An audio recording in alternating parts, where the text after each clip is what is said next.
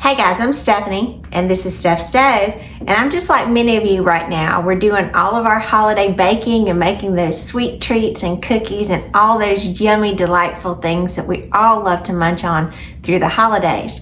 And today, one of the things that I'm making that I wanted to share with you guys that my family absolutely loves is Oreo Balls. These are so yummy, bite-sized, and before you know it, you've ate too many of them. They are that good. So I want to show you how we make Oreo Balls, one of our family favorites. So let's get started. Here we go. All right, to get our Oreo Balls started, one thing you're going to need, you can use a food processor. I just use a mini food processor for mine and do it in a couple batches, which is fine. Or you can put these in a Ziploc bag and crush them like that with a rolling pin, which is fun if you have little ones. But you do want your cookies ground completely fine. And so you're going to use one package, 14.3 ounce package of Oreo cookies. And you are going to be using the regular ones, not the double stuff. So don't use the double stuff. And if for any reason, when you're doing these, you go to the store and they don't have the Oreos and you have to buy the generic, which I did on here, that's fine. You're not going to be able to tell the difference. So number one, you need a regular size package. Number two, do not use double stuff. It's too much cream in there and it just really will not turn out well. This is one of those cases where more is not more. More is too much. So we're going to put our cookies in here. You are going to use the entire package. And I'm going to use one section at a time. And put my chopper, my top in here. The best thing about making these little Oreo balls is they don't require any cooking. Now they do take a little bit of time, but you don't have to use your oven. So if you're in the middle of baking cookies and other holiday treats, this is a side thing that you can be doing in between while your cookies or maybe your cakes or such are baking and have an extra treat as well.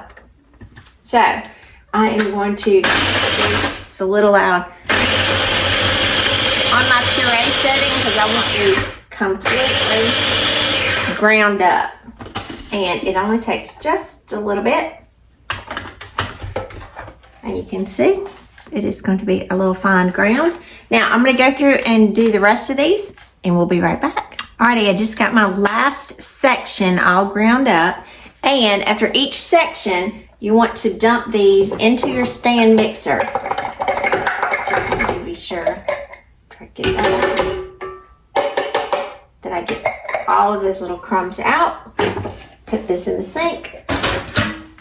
And now in our stand mixer, you can do this with a hand mixer. You can do this by hand if you choose.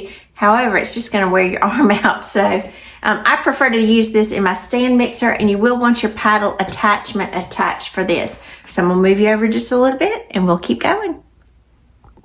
All right, now that we're over at our stand mixer, you're going to take and you're going to add 1 8-ounce package of cream cheese to this mixture. It is very important when you're adding your cream cheese that your cream cheese is kind of softened to room temperature. And you can see mine is soft, but not super soft because, again, it's not really warm here. Today, we are fortunate, actually. It's going to be a little warmer, and it's funny because I had someone comment to me about the weather and talking about wearing shorts in South Georgia, which is so true. We have for many Christmases, it's not unusual for us to wear shorts because it's just that warm. We have had some really cold weather, and then every other day it seems like it's going back and forth. So it's like we've had multiple seasons this week. It's just kind of strange sometimes, and it's kind of a known saying down here, if you don't like the weather, not to worry. If you just wait a day, it will change. It will change. All right, so we've got our softened cream cheese down in our mixer. So I'm going to put my splash guard on lock it down, and we are going to turn our mixer on to incorporate the cream cheese and the cookie crumbs. So this is going to go for just a couple minutes until it's completely combined, more like you would think of cookie dough. It will be kind of that consistency. So we'll let this go for a few minutes and be right back. All right, our mixer's been going for about 2 minutes, and it looks pretty good because if you can see into the bowl here, try to lift it up, and you're going to see it's completely combined, and that's what we want. So very carefully take all of the mixture off of your paddle attachment, kind of push it down, and it smells so good. It's real chocolatey. Oh, the smell of this when it's beaten together is just yummy.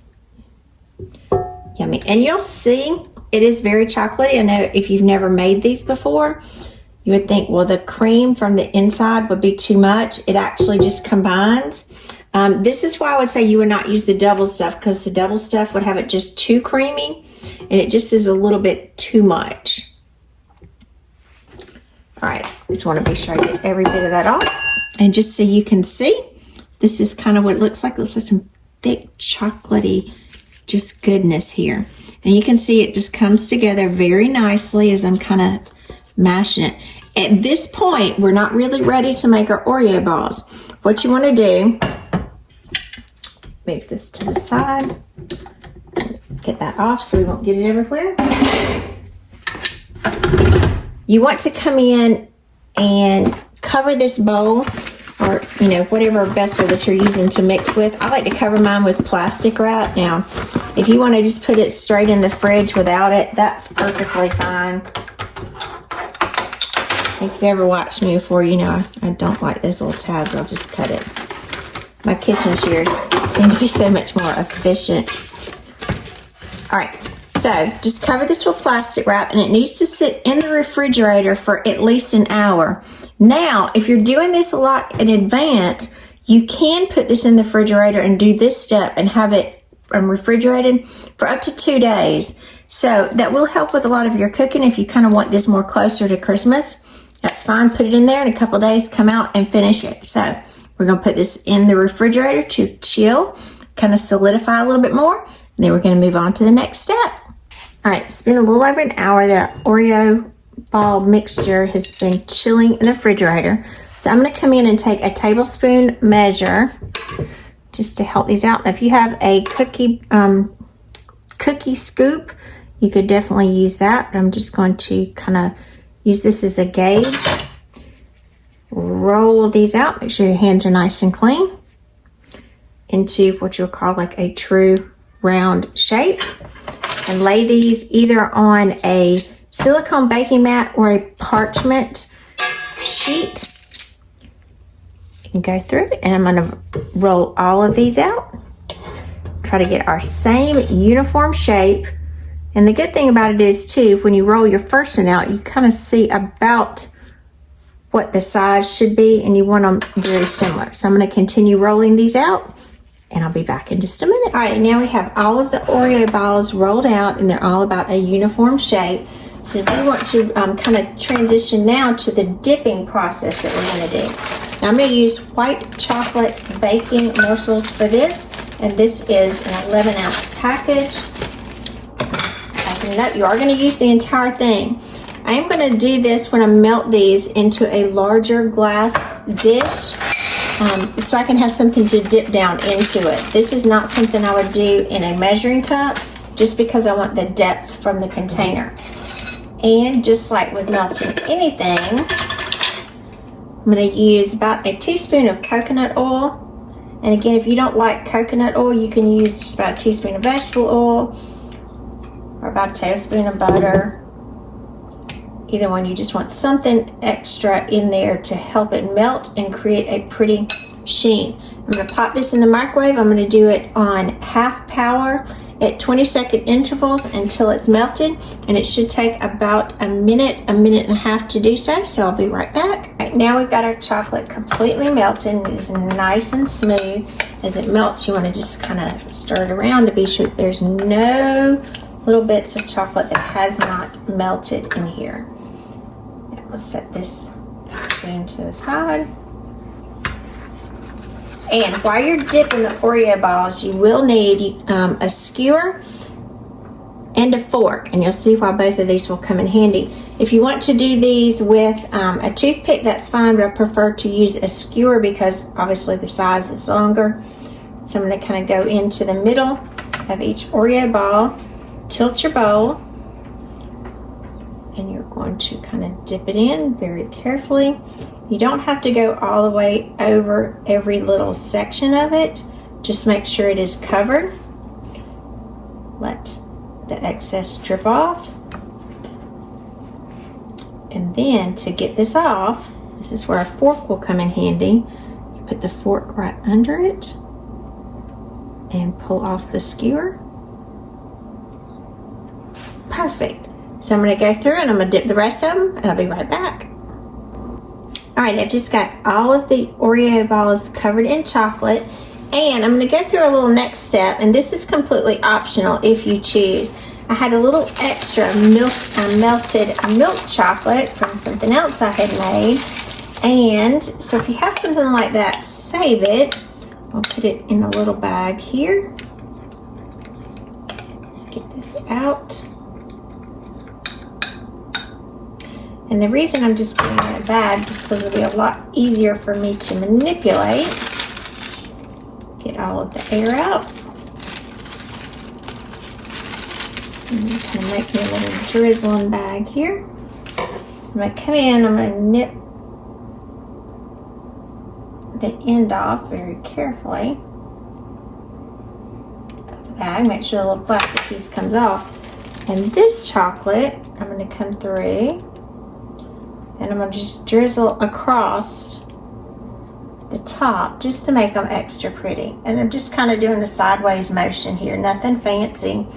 Now if you wanted to, instead of this, you could by all means leave them plain and they'd be just as tasty.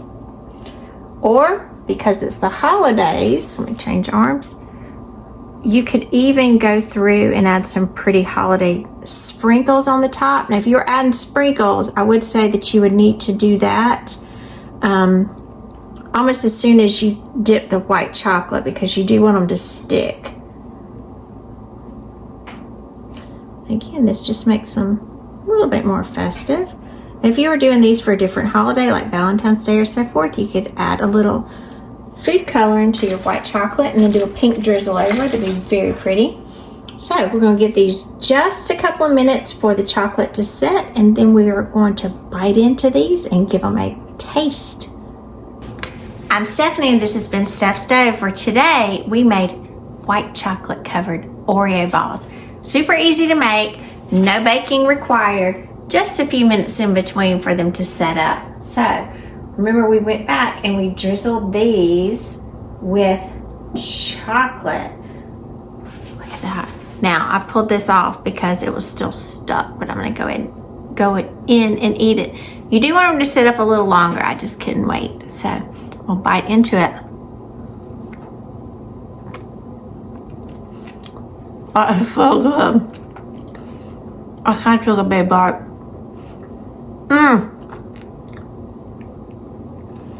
Oh my gosh, it's so good. But straight to the roof of my mouth.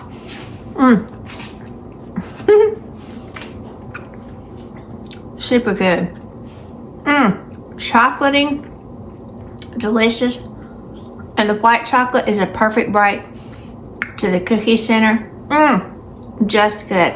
Now you can drizzle the milk chocolate over the top, leave sprinkles, or leave it plain. It's your choice. All of them are wonderful. So remember, I'm Stephanie. This is Steph Stove. Give us a thumbs up. Click that subscribe button for more great content like this. Remember, Steph Stove, we're making memories one dish at a time. Thanks for watching, and I do hope that you have a very Merry Christmas with your family as well. Bye.